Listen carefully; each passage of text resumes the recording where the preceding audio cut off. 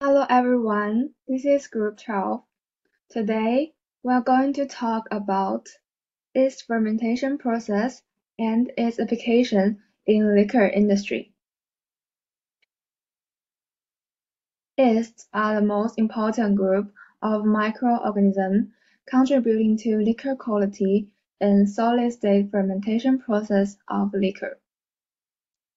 This fermentation process involves various stages, including upstream fermentation, downstream separation process, and quality control as well.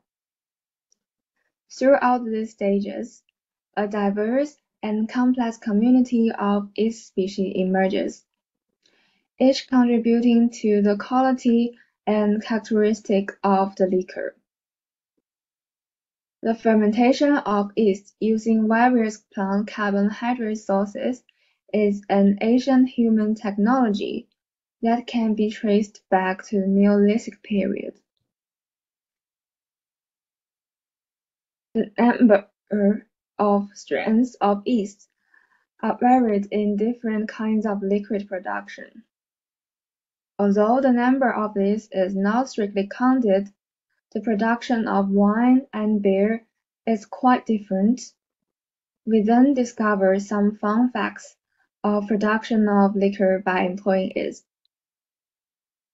The yeast species tended to inhabit different locations of stack and pitch during stacking and liquor fermentation, due to its condition heterogeneity of solid-state fermentation, including the different fermentation temperature and oxygen density in different locations. Moreover, the yeast population was much larger in upper layer than in middle and bottom layer in liquor fermentation, which was in accordance with the profile of reducing sugar consumption and ethanol production. Later on, we will specifically talk about the mechanism of fermentation and production process, includes property, application, and cell physiology and production synthesis, upstream fermentation, downstream fermentation, and quality control sequentially. Yeast is a collective name for a group of single-cell fungi. The diameter of each cell is about 2 to 6 million, and the length is 5 to 30 million, and some are longer. The individual shapes are spherical, oval, elliptical, columnar, and sausage shape. For the growth conditions of yeast, the optimal pH value is 4.5 to 5, and the optimal growth temperature is generally between 20 and 30. Yeast must have water to survive, but yeast require less water than bacteria. Some yeast can grow in environments with very little moisture, which shows that they have fairly high tolerance to osmotic pressure. Besides, yeast can grow in both aerobic and anaerobic environment. The type of yeast most commonly used in alcohol beverage making is called Saccharomyces. It has a advantage of short growth cycle, strong fermentation ability. It's a large-scale culture and rich nutritional ingredients such as various proteins, amino acids, vitamins, and bioactive substances. It can ferment sugars to produce energy and alcohol. Yeast mostly reproduce through budding in the vegetative state and reproduce sexually under specific conditions. There are three main ways of reproduction: budding, fission, and spawn. This diagram showing a simplified comparison of fermentation and aerobic respiration of a budding yeast cell. This fermentation process mainly consists of two stages. In the first stage, glucose is decomposed into pyruvate. In the second stage, pyruvate is reduced to ethanol. Yeast is mainly used in brewing industry. When brewing, it is necessary to control the conditions to achieve the maximum yield of liquor. First, allow the yeast to perform aerobic respiration, and then budding and reproduction are carried out under aerobic conditions. The yeast can be reproduced in a short time. A large number of individuals can form. Then isolate the air, perform aerobic respiration under anaerobic conditions, decompose glucose and produce alcohol, which can then make liquor. Hello, I'm with Qi. I will introduce upstream fermentation. In the production of alcohol, fermentation mainly refers to the process of anaerobic respiration by yeast to produce alcohol.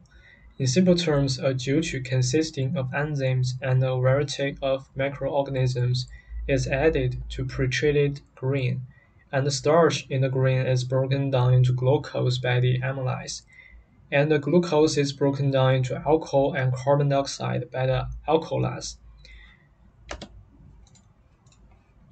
During the fermentation process, the alcohol content in the mixture increases and then decreases over time.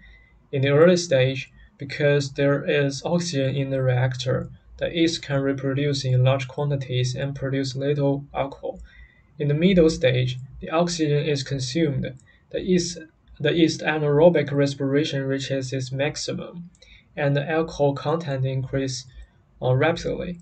In the late stage, the yeast dies and the alcohol is consumed by the variety of microorganisms to produce other substances. Generally, the time to produce alcohol is only half of the fermentation time, and the rest of the time complex reactions occur in the mixed solution to produce acid, ester, aldehydes, alcohols, aromatic compounds, and so on, which are essential for the flavor and taste of baijiu. It's worth noting that during the fermentation process, the temperature of the reactor rises due to the respiration of various microorganisms. So, in order to avoid yeast death, the reactor needs to be fitted with a cooling device.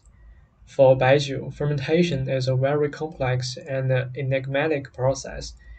First of all, baijiu is a very complex mixture with more than 1,000 components, and there is no precise theory on how to control the proportions of these components. And the production parameters are adjusted mainly through experience. Secondly, the alcohol does not come entirely from the yeast in the jiuqu. For example, the yeast in the high temperature dachu has all been inactivated at high temperatures, and then all the yeast for alcohol production comes from the environment, including the air, the soil, and even the yeast inside the workers, which means that the same fermentation operation in different area will give completely different results. As can be seen from figure, the next step in fermentation is distillation. Distillation is to put the fermented grains into the traditional still, using the boiling point of alcohol and water is different. The alcohol in the fermented grains is taken out with steam, purified, and then condensed through the condensing device in the distillation pot, so as to get the wine. After the wine comes out, it is also necessary to pitch in the head and end. The first outflow of wine is called the wine head, and there are some harmful substances in it, which need to be removed. In the middle comes our wine, which are needed. In addition to distillation, we also use membrane separation technology downstream of production. It generally uses ultrafiltration equipment to remove turbidity and improve the clarity of liquor. It also can reduce harmful substances such as fusel oil. Membrane separation can remove the spicy and bitter taste of liquor and increase the flavor. The important function is to improve product quality, prolong shelf life, and reduce production cost. Freshly made wine is not ready to drink. It needs to be aged. That is, stored in a container such as a pottery jar for a period of time. The effect of aging can improve the flavor of the wine body. remove the roughness of the new wine, reduce some low unstable substances and unpleasant odor, make the association degree of alcohol molecules and water molecules better. Through aging, the wine will change greatly. The aroma will be more elegant and delicate, and the taste will be more harmonious and soft. The aging time is different for different wines. And as for lighter aroma generally requires 1 to 3 years. And the requirement of strong aroma is generally 3 years. As for source aroma, its longest is 5 years. Hello everyone, I'm Lü Hongji. Next, I will introduce our quality control in liquor production. Our quality control system primarily encompasses the following 3 aspects: raw materials, production process, and pollution from packaging materials. First, let's take a look at the raw materials part. The main ingredient used in our liquor production is sorghum, along with a small amount of other grains such as wheat. To produce high-quality liquor, it is crucial to control the starch content and moisture content of the main ingredients during the procurement. It is also important to check for the presence of impurities and pesticide residues in the raw materials. And in the production process, to produce high-quality base liquor, the environmental conditions of the cellar, such as humidity, temperature, pH, and ventilation conditions, are important. And for the contamination of tools and equipment, we choose stainless steel or regularly inspected and treated ones for rust prevention. And for the liquor that need to be stored in long term, we use uncoated ceramic.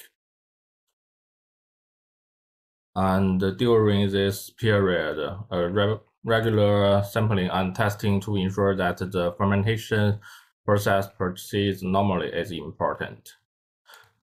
The last part is the pollution from the packaging materials, such as we use plastic bottles that may contain adhesives and coatings. This may contain chemicals that can be toxic to humans. These chemicals can gradually permeate into the liquor, especially during long-term storage. Therefore, controlling these sources of external pollution is a critical consideration for maintaining product quality. That's our quality control part of our production system. It's time for a conclusion. To sum up, all the processes are very essential in the yeast fermentation. Alcohol is produced by anaerobic respiration by employing different strains of each cell. In the upstream fermentation process, the concentration of alcohol is determined by the concentration of the oxygen in the container. For the downstream fermentation process, it encompasses the activities of separating, purifying, and processing the desired product or byproduct obtained from the fermentation. There are some mutual technology, such as liquor distillation, membrane separation techniques, and aging. Quality control in liquor production mainly involves 3 aspects: raw material, production process, and packaging material. This is our reference. Thanks for listening and watching.